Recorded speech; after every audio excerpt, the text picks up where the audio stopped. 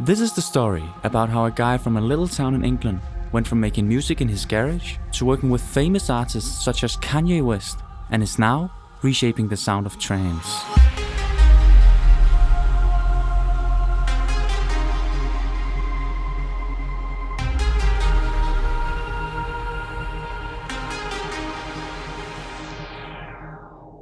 Evian Christ, the stage name of Joshua Leary, grew up in Ellismore Port, a small industrial town a little south of Liverpool.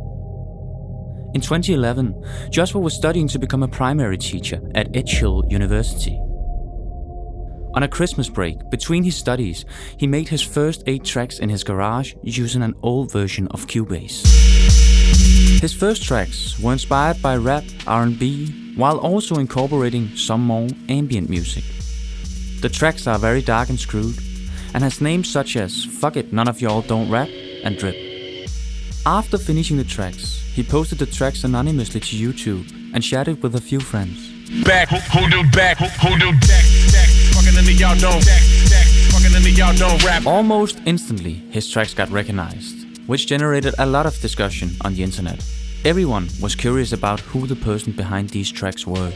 It really exploded when the magazine Dummy caught on to the tracks, which led to him getting tons of messages from quite big record labels, managers, booking agents, visual artists, and even French fashion magazines. But he didn't respond to any of them for weeks, partly due to the fact that he was attending school full-time. He was then contacted by the label Triangle Records, which was given the #1 spot on the Billboard's lists for best indie labels in 2011. He released his first official project, called Kings and Them, through Triangle Records. Kings and Them is a unique beat collection, including the perfect blend of dark atmosphere, deep 808 basses and chopped vocals, including tracks from those he uploaded to YouTube earlier.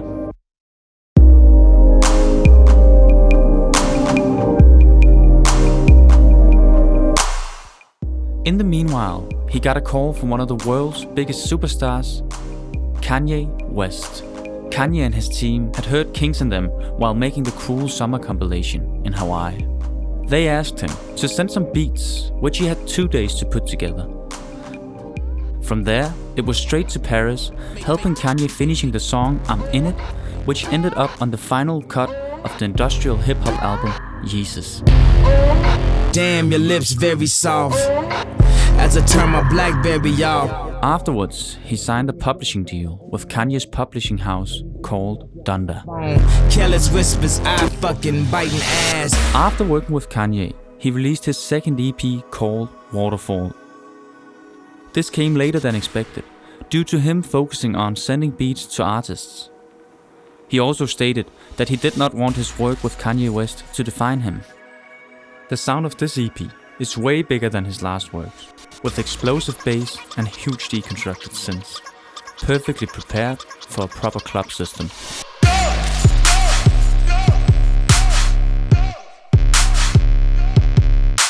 He only officially released a few tracks and remixes online after the Waterfall EP.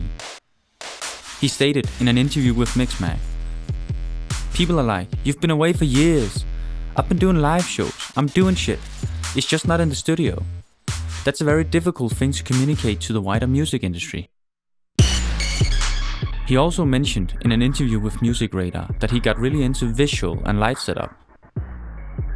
This knowledge is an essential part of the party series called Trance Parties.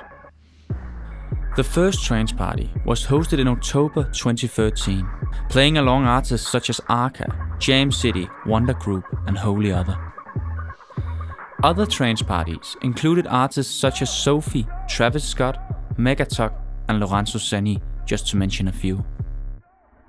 The trance party concept is always showcasing a different side from the traditional clubbing experience, and has now been going on for more than 10 years.